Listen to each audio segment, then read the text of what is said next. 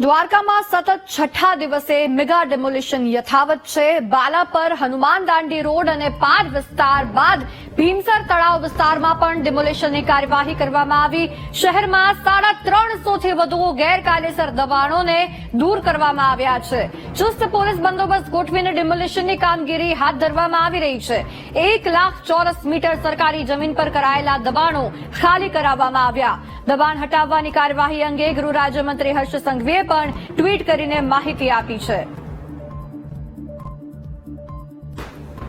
બેટ દ્વારકા ખાતે મેગા ડિમોલિશનનો આજે છઠ્ઠો દિવસ છે। આજે છઠ્ઠા દિવસે પણ દાદાનું બુલડોઝર ગેરકાયદેસર દબાણો પર ગરજ્યું છે।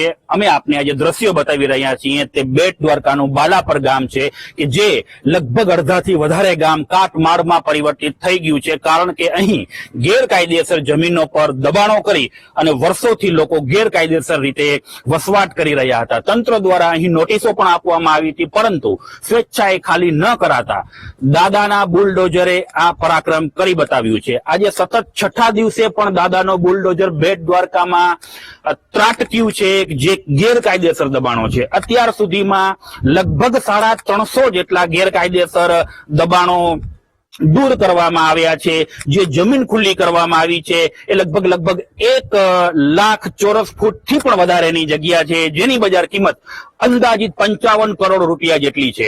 હજુ પણ તંત્ર દ્વારા નોટિસો આપવામાં આવી રહી છે બેટ દ્વારકાના વિવિધ વિસ્તારોમાં કે જ્યાં ગેરકાયદેસર જમીનનું દબાણ કરવામાં આવેલું છે।